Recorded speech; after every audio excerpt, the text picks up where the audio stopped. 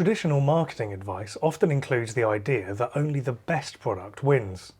The result is a desperate focus on beating the competition, a drive to be quicker, faster and more, better. But do people really want better? Or is all that effort that people put into showing that your product or offer is better than your competition a waste of time? What if what people really want is different? My name is Simon Batchelor, I'm a marketing mentor and I'm the author of Reframing Marketing, a 3-step plan for effective and ethical marketing. In this video, I'm going to explain why different is what people are really looking for. It's hard to persuade someone that your offer is better when it looks the same as everyone else's. These days, people are surrounded by choice. There are often so many options available, they all start to look the same, or at least similar. That makes it hard to convince someone that your option is the better one. Attention spans are limited, understanding is often rushed, and people are quick to take refuge in a "they're all the same really" attitude. The problem then is that when two things are viewed as the same, what it really comes down to is price. To win the sale, you need to be cheaper, and that is a race to the bottom. And when you're in a race to the bottom, the risk is that you win.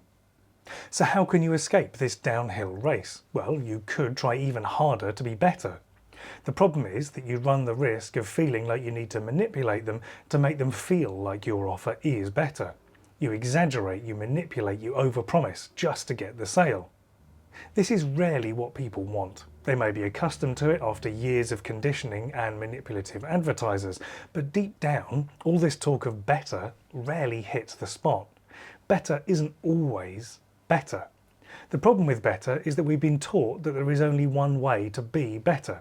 For example, we're told that a Rolls-Royce is better than a Ford Focus, but that's not true.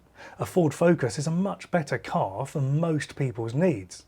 Most of the time, the Ford Focus is better in many ways than a Rolls-Royce. The Rolls-Royce is only better in one respect: luxury. The Ford Focus, on the other hand, is practical and more fuel efficient, so in many ways the Ford Focus is the clear winner for most people. Therefore, there is no single definition of better. So, if what you do isn't better, then what is it? Well, it's different. We focus on your offer's unique properties, how it is unlike similar products. What we do is we position your marketing to say, well, if you like X, then you'll love Y because it's different.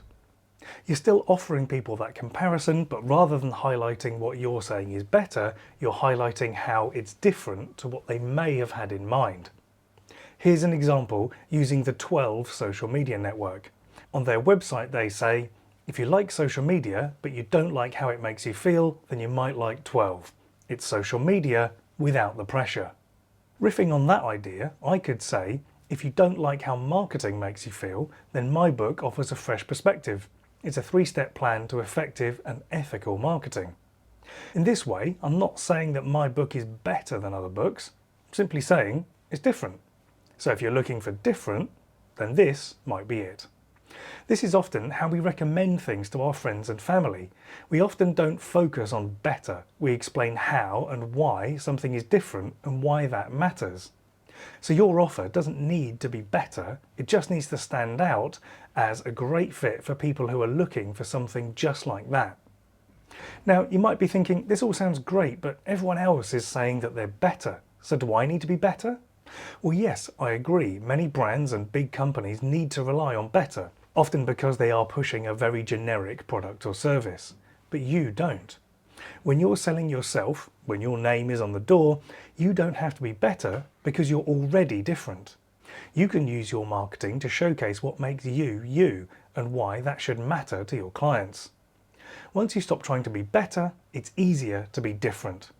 You can be the thing for people who are looking for an alternative, something new, something that's not generic. You can say, if you're looking for something like this, then I have this for you.